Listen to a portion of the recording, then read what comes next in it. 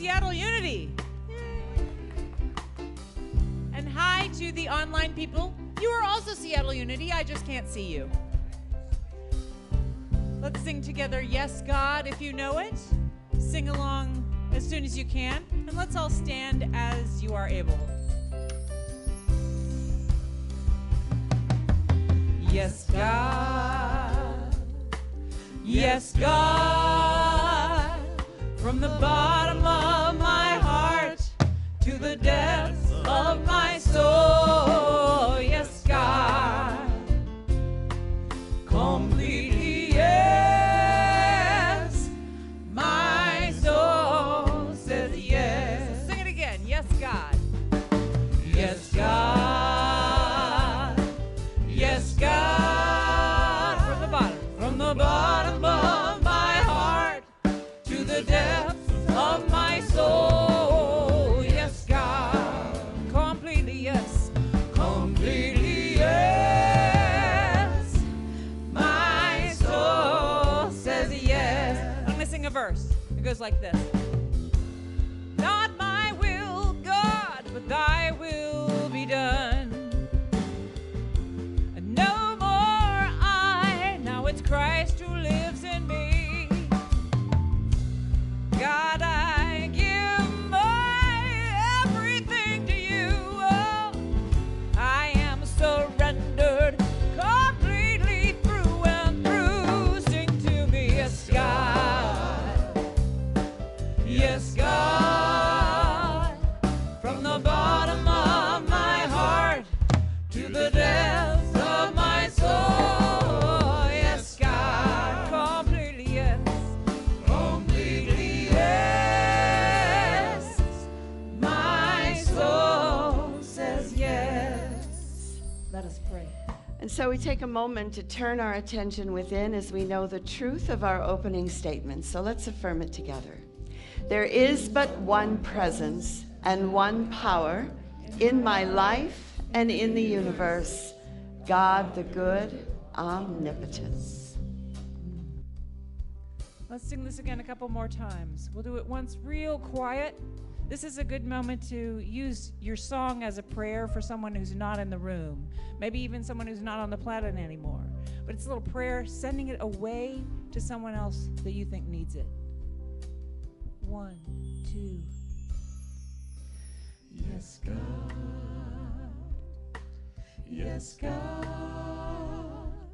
From the bottom of my heart to the depths of my soul. Yes, God. Completely yes.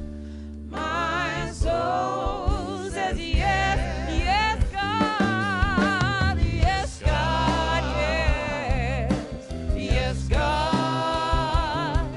From the bottom of my heart to the depths of my soul.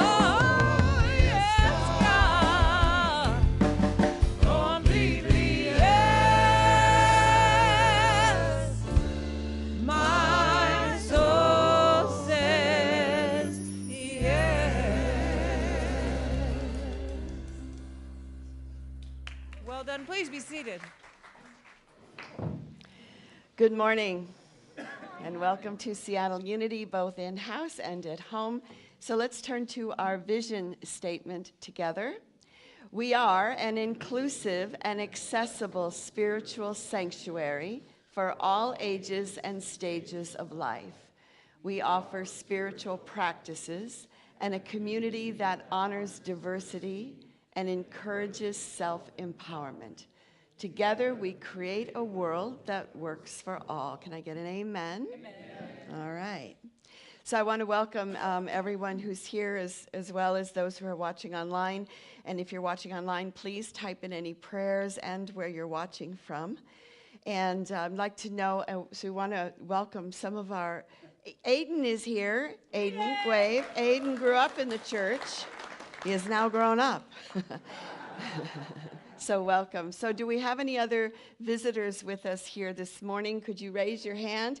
I know you're from Austin, Texas. I already heard. Welcome. We have a visitor packet for you.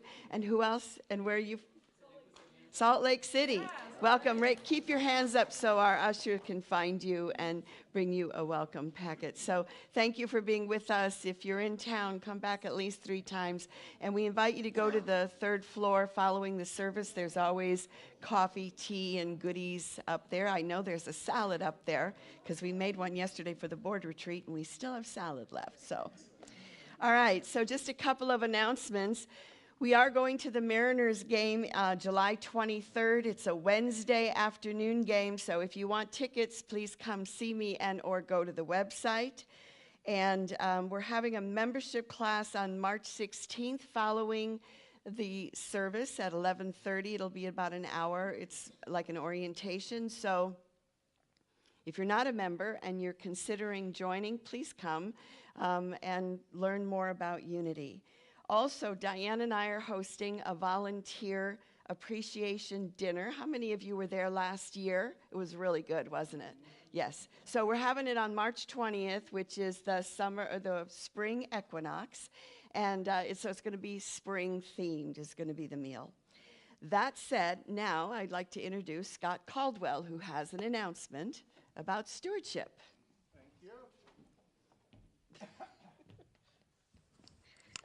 Good morning. I have some news and a call, a challenge. The news, which is good, is about the progress to date for our stewardship campaign. So the goal, the number of people making a commitment was 100 people. We are currently at 48 to date, so almost 50%. Our financial goal was $200,000. People committing that level, and we are now at 122,300, so 62% of that goal. So, yay us! Yeah, thank you for those of you who've made a commitment. It's wonderful. When I was asked to talk about this morning, I was thinking, like, what has been my journey to getting to a place where I felt comfortable making a commitment? And I was remembering the early days of my coming to Unity. I sat way in the back, not sure. And my giving reflected that. It was periodic. It was, if I had a little extra cash in my pocket, I would put it in the basket, if. And what I realized somewhere along the line was not about the amount, which is what I always worried about. It was about the pattern. And what I realized, maybe some of you can resonate with this, was that every Sunday when I came to church, I would get a reliable and predictable source of energy. It never failed me. It was always present in that room. And when I thought about how I was giving back, it wasn't the amount, but the pattern didn't match. I got reliable, predictable coming to me. My pattern back was spotty, different, not reliable. And I decided I needed to change that. And so I made a financial commitment that I could afford, that was reasonable for me at the time. And it changed. It changed me. It changed how I connected to this community. And so if this resonates for you, if you are not yet a steward, not yet made a financial commitment, I invite you to think about that. And if you are so moved, let me take off the Post-it. There are these envelopes and commitment cards in the upstairs lobby right outside the door and down at the front desk as well. And you could fill them out, put them in the box. It's all confidential. And I think you'll be changed too. So thank you for considering. Have a good Sunday. Thank you, Scott.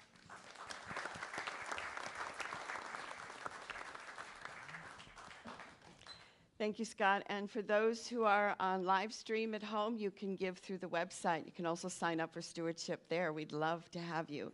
All right, so let's move to our chat prompt for those at home. Has your intuition ever saved your life? So that's the question for those watching at home. For the rest of us, let's all stand and greet one another.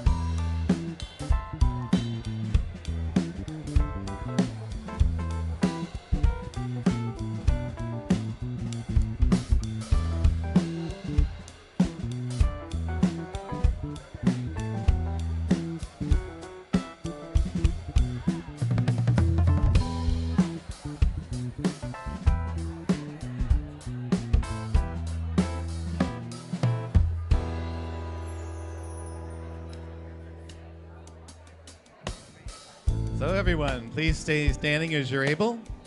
You're going to join me in singing a song called Guide Me, God. There are two parts. We're going to do the first part. I'm going to have Joe Allen's going to teach the second part. We're going to mix them together. We're going to switch them up. A lot of stuff going on, so pay attention. Here's part one. I'm always known. I'll start over again. I always know you're there. I always know. Join me. I always know you're there. I always know. Keep it going. I always know you're there. I always know. I always know you're there. I always know. Here's part two. Guide me, God, and I will find you.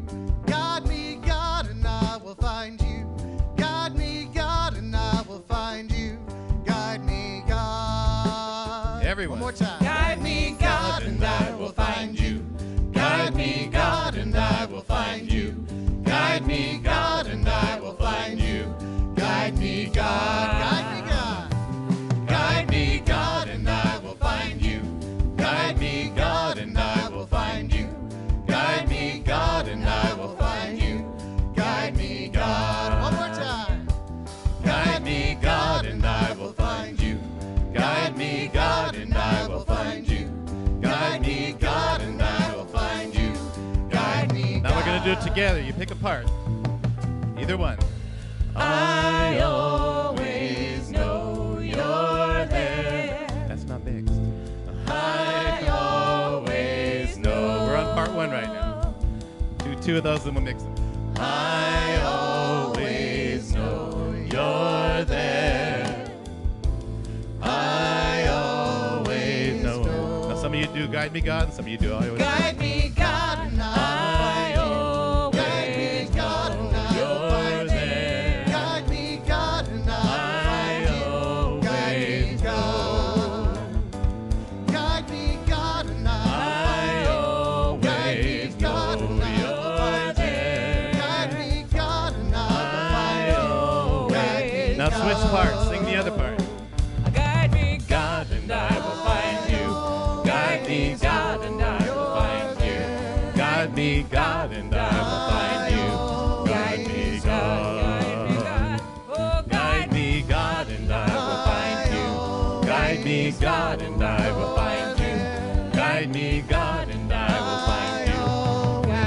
number one. God. I always know. I always know you're there. I always know. I always know you're there. I always know. Thank you. Beautiful.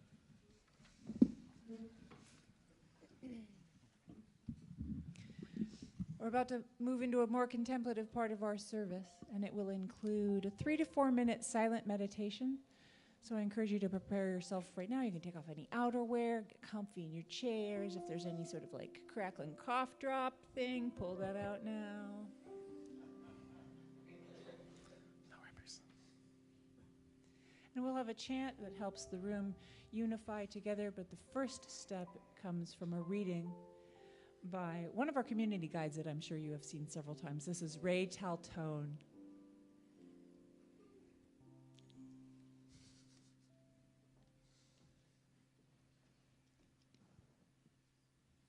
Good morning.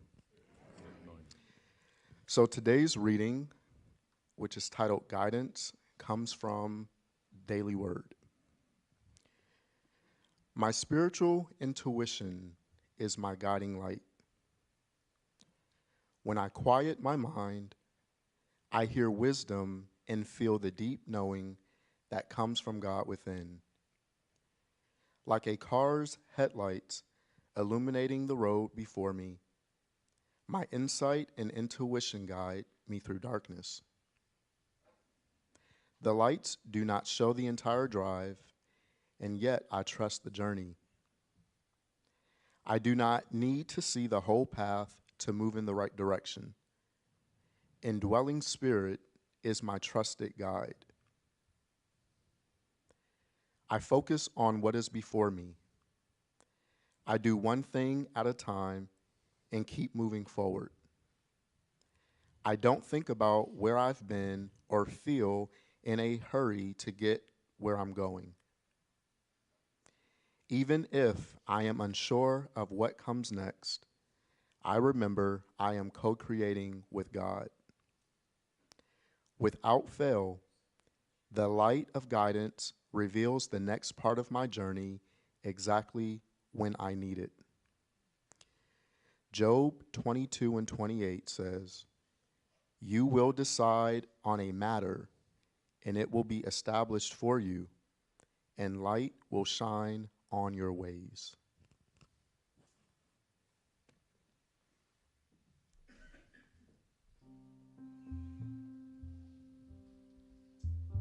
Our slower chant this morning comes from Hindu tradition, and the chant is Jai Hanuman.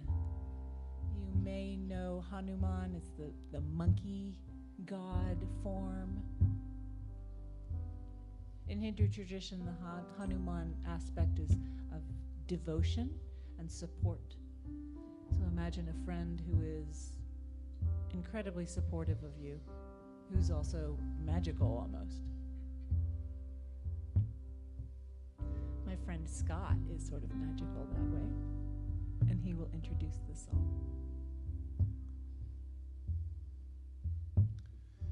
Jai Hanuman, Jai Hanuman, Jai Hanuman, Jai Hanuman, Jai Hanuman, Jai Hanuman, Jai Hanuman, Jai Hanuman, Jai Hanuman, Jai Hanuman, Jai Hanuman, Jai Hanuman, Jai Hanuman, Jai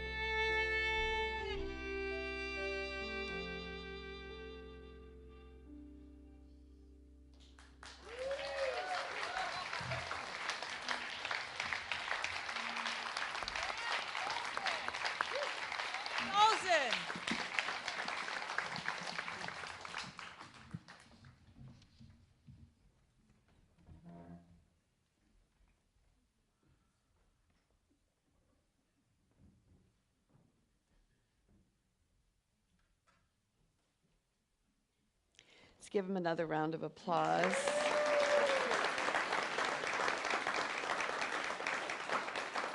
That was so beautiful. Thank you.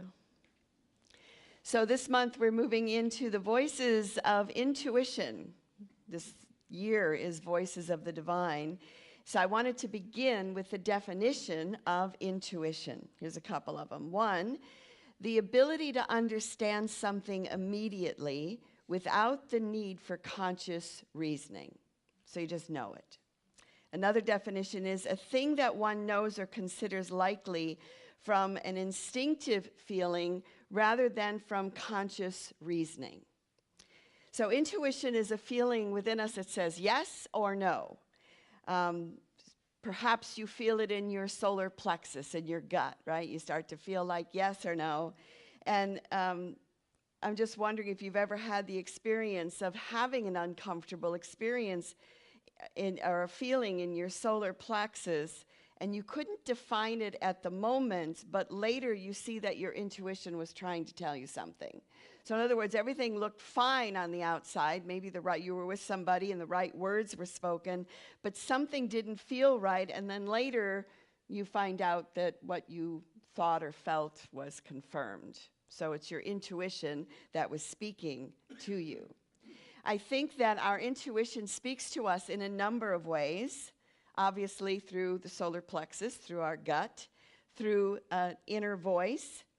And I think sometimes things happen that prompt an inner yes or no from circumstances and people in the outer world. For instance, you know, a book falls off a shelf and maybe practically hits you, and it's just the book that you happen to need. Or you turn on the radio and there's a song or a message or a word that's coming through right at that time. I know when my daughter was visiting colleges, trying to decide which one to go to. She visited Oregon and all these others, and she was like, I don't know. And then she went to the University of Idaho, and she literally stepped foot on the ground, and she said, this is my place. This is where I belong. And she knew in that moment, her body knew that that's where she was going to go to school. Now, it could be intuition, or it could be that her father, her grandfather, her grandmother, and her great-grandmother all went to that school, so it was in her DNA. You know, she stepped foot, and it was like, oh, this is where I belong. I had an experience because when my son Jordan was looking for colleges, we were in Chicago looking at Columbia, and I literally opened the door to the admissions office, and I felt like I got hit in the head, not with my son, but with my godson Max, and his name just like hit me right between the eyes, and I was like, oh, this is Max's school. So anyway, I called his mother, and I said, I don't know if you guys have considered Chicago at all, but I think, and they lived in Reno, Nevada. I said, Max, I think Max belongs here. Fast forward 3 or 4 years, that's how long it took, but he did go there, he did graduate, and he still lives in Chicago. I don't know if he wants to thank me or not for that, that whole thing. But have you ever had that experience where you just know, right? You just know. And so that's the definition of the intuition. It's just like it's an immediate thing. It bypasses the intellect, and it's something that just is. I know for me it shows up mostly when I want to travel someplace. It's like I'll see the place, and I see myself there, and I just know that I'm going, and I don't know when or how, but I know that I'm going to end up there. So we have that experience in so many different areas of our lives. There's a part of us that is always seeking to know what the future will bring. And sometimes we'll go to great lengths to find out through divination tools, through seeing psychics, the tarot, astrology, the I Ching. We feel sometimes that if we know what's coming, then maybe we'll be able to plan for it or handle it better. And yet we can be led astray if we give our power up to someone else telling us what lies in the future. In the book of 1 John 4, he says, "Dear friends, do not believe every spirit, but test the spirits to see whether they are from God, because many false prophets have gone out into the world. So many of you know that I study astrology, that's been a part of my life forever. And the reason I got into it is when I was in high school, I got these little booklets that were like good for 6 months that would like tell your horoscope for the 6 months, like what was going to happen. I got so addicted to these books that at the end of the 6 months, I would panic if I didn't think that I could find them. And then I thought, what if the author dies? And then I won't be able to get these books and I won't be able to figure out what's going on. And that was the impetus for me to start learning, especially in those days, learning how to do it all by hand. And what I've learned since is there is no fate. I don't believe that anything is fated or predetermined, but rather, for me, it's archetypes and learning to read and to listen to the different archetypal symbols that are happening in the world. And I know that when I'm in touch with my intuition, the only thing that astrology or anything else does for me is confirms my own intuition. And I think that really should be the purpose of all those different tools, is to confirm something that we already know instead of trying to keep looking out and trying to find it out there. Sometimes our intuition speaks to us in dreams. Has that ever happened to you? Rabbi Chisda said, "A dream which is not interpreted is like a letter which is not read." I like that. And I know some people have difficulty remembering dreams, but like anything, it takes practice. And I do believe that guidance is given to us in our dreams. And I have kept journals like almost my whole life. And I've been able to go back and read them, from 10, 20 years ago. And what was interesting to me, because I would write the dreams in, is I would notice that the dreams were sort of letting me know what was going to happen or warning me about things that at the time I was writing it, I had no idea what I was writing. But in hindsight, I was able to go back and look and go, oh, wow, this was sort of telling me that this was coming. So it's very important, I think, for us to be aware of that, and because they are a great source of guidance. And I know that we have a whole month of the Voices of Intuition, so I know that Diane and I will follow up with this idea over the next couple of weeks. So how do you know when your guidance and your intuition is from above and not from the ego? So in James chapter 3:17, we have guidance, and it says, "But the wisdom from above is first pure, then peaceable, gentle, open to reason, full of mercy and good fruits, impartial and sincere." So let's break that down. So pure comes from a place of clarity, not confusion or selfishness. Peaceful, it brings inner peace rather than anxiety. Gentle, it is not forceful or fear-driven. Open to reason, meaning it can be questioned. Full of mercy and good fruits, it results in actions that benefit others. Impartial and sincere, it's not clouded by bias or personal agenda. So what does it mean to be pure? It means to be clear and that there's no doubt. My daughter stepped foot on the Idaho University. This is where she belongs. It's when faith in you is activated and you just know. And when we know, things begin to move and change. Peaceable. The guidance brings a sense of peace. So it's a knowing that moves us forward, like, yes, this is it. I can do this, and everything's going to be all right. It's gentle. It's not based on fear. There's a sense that you can let go and not force things to happen. It's open to reason. You're not defensive about your guidance, and you're able to move forward one step at a time. Full of mercy and good fruits. This is asking the question, is the guidance coming from the ego or from the soul? And will it help others? And then finally, impartial and sincere. Is it coming from a place of humility? So the wisdom from the book of James keeps us from getting caught on a path that appears spiritual, but is actually based on ego. So let me break this out a little bit, because sometimes on the spiritual path, people can get caught up in spiritual arrogance. And by that I mean there's a feeling that I'm more advanced than you are, or I know more than you are, or I'm saved and you're not. You know, there's this thing. Anybody ever done that or know anybody? And I think that we need to be mindful of groups that tell you that you are special and chosen. I mean, of course you're special and chosen. We're all special and chosen, right?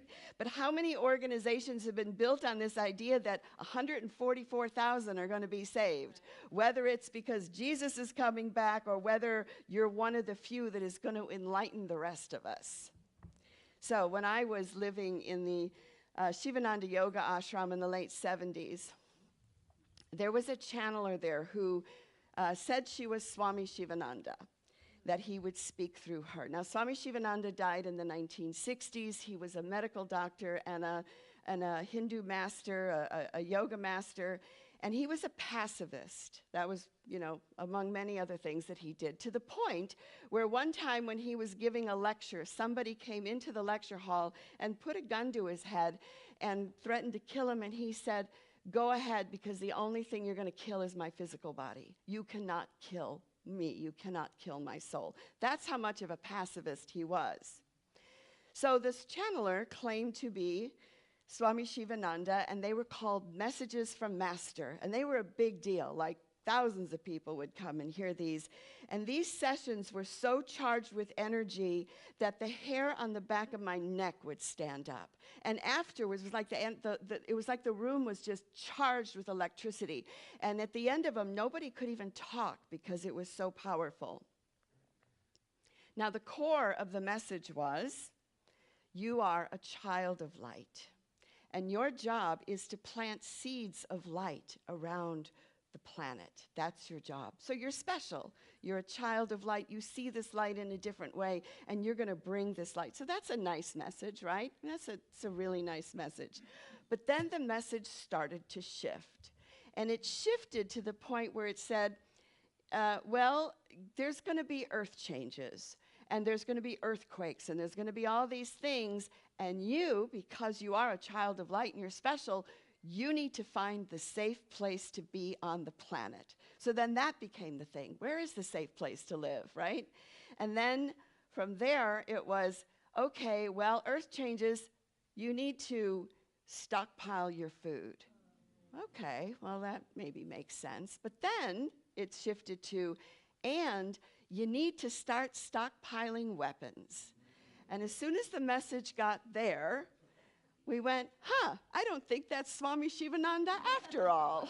I think we've been had. You know, like a couple of years following this.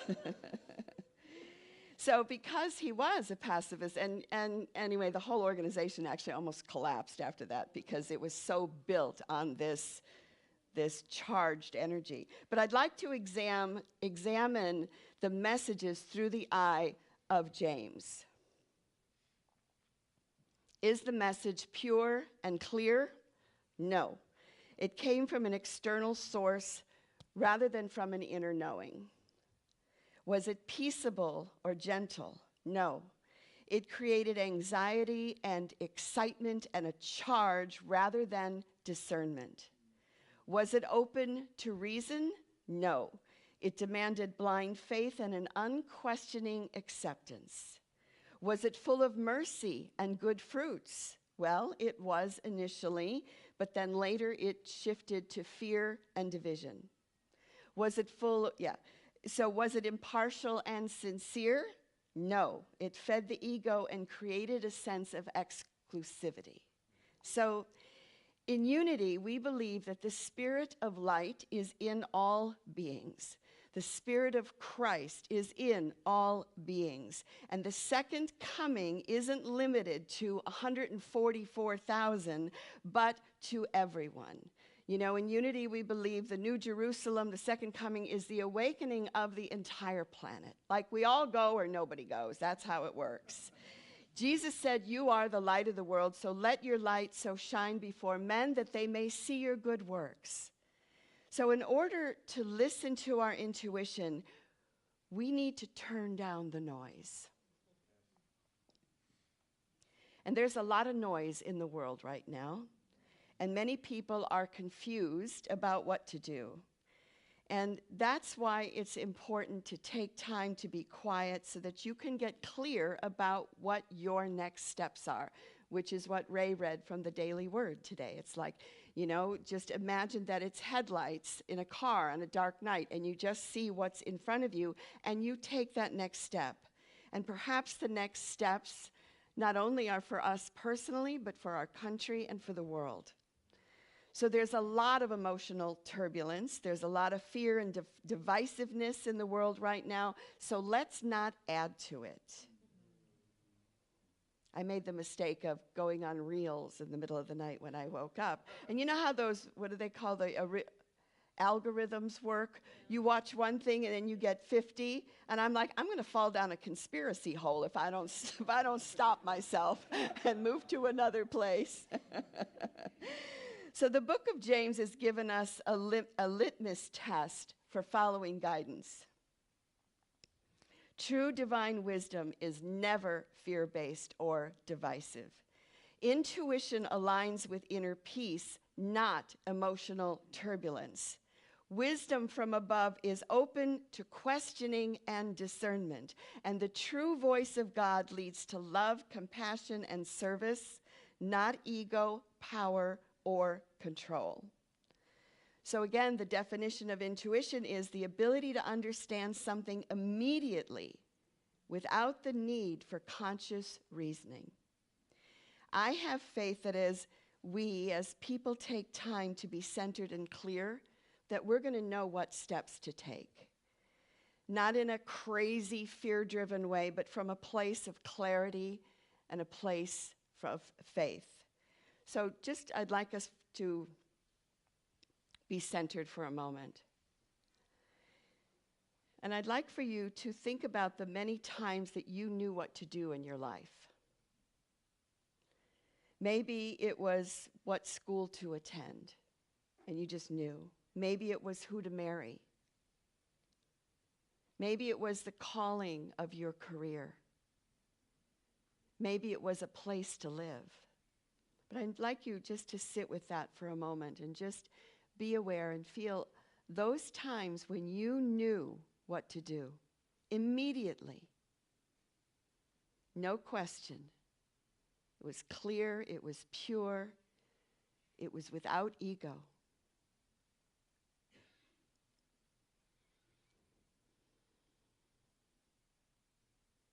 And know that that is a place that each one of us can return to. But first, we need to stop the noise, block out the noise. So there have been times in your life when you knew what to do, and you and we will know again. So I invite you to open your eyes when you're ready. So I'd like you actually to hear a couple of things. If you would just shout out what you knew. You just say it in one word. What'd you know? Louder.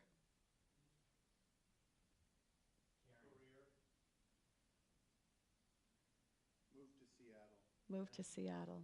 How many have that one? Oh, all these hands went up. Time to have a baby. Seattle Unity. Getting married. What is it? Death of a loved one, knowing when that's going to happen.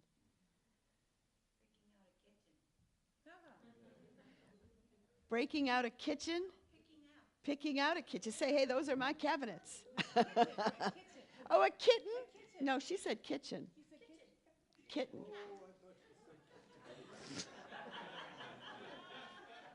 Hey, intuition can show up with your kitchen too, so just saying.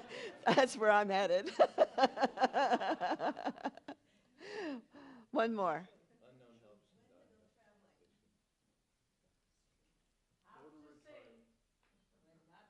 When to sing.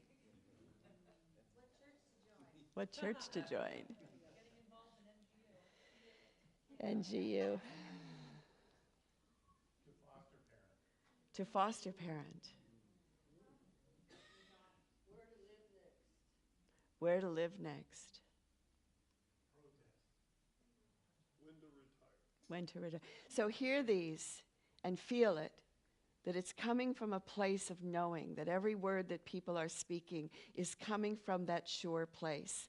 And again, I know there's a lot of confusion in the world right now, but we all can come and return to that place and know collectively how to move forward. So as we bring our reflection to a close, let's remember that the voice of intuition is not loud, although sometimes it is. It is not fear-driven. It does not demand, it does not coerce or manipulate. Instead, it's the still small voice that speaks with clarity and wisdom. The world is so full of noise that we aren't meant to be swept up in that storm. Instead, we're called to listen deeply, to discern wisely, and to move forward in faith. So let's take the wisdom of James to heart. And when we trust the inner voice, when we act from a place of deep knowing, we become the light that Jesus spoke of, a light that does not need attention, but simply to shine, guiding the way for ourselves and others. So may we trust in the wisdom that is pure, peaceable, gentle, open to reason, full of mercy and good fruits, impartial and sincere. May our hearts be open, our minds discerning, and our spirits at peace. For this awareness and in the name and through the power of the living Spirit of truth, we say thank you and amen.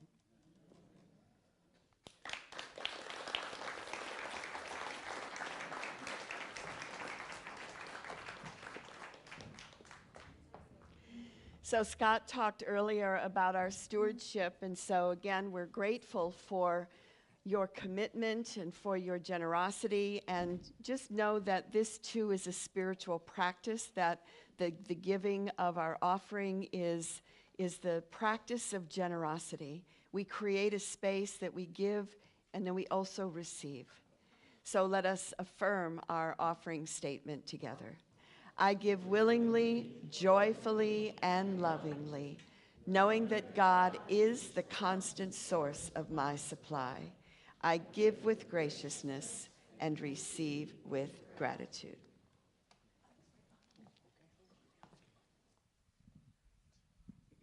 Well, good morning, everybody.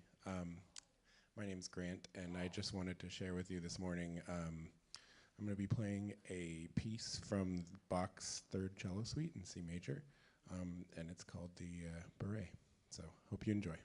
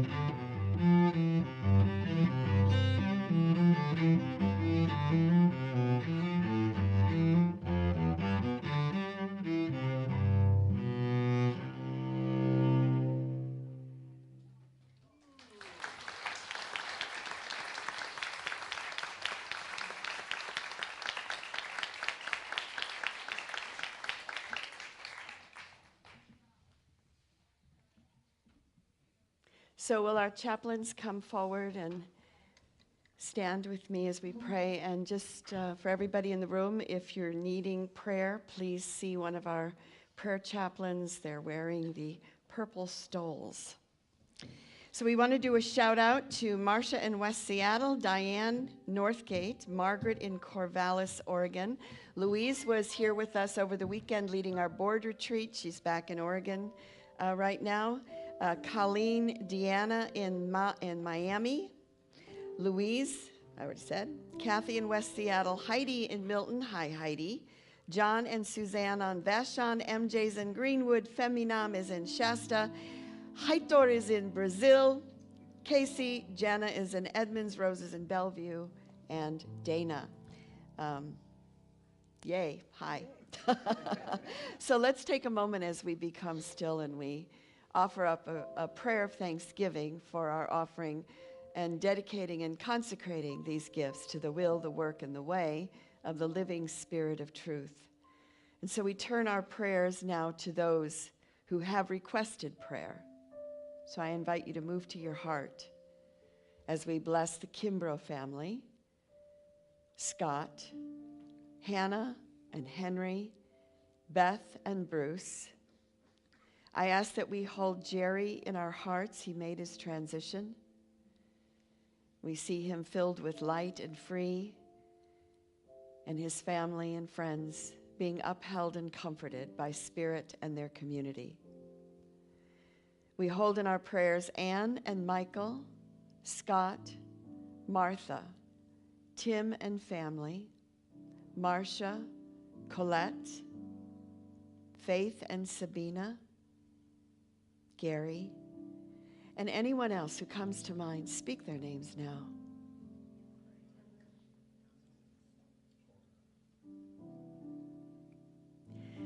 And so we join in our prayer for protection.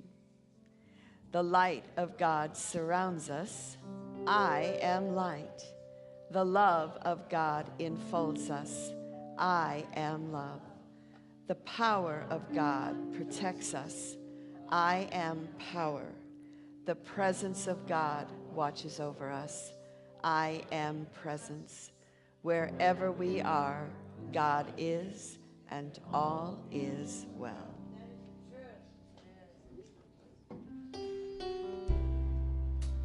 Let's sing one closing song together. I invite you to stand as you are able. If you'd like to hold hands, you can, but you don't have to.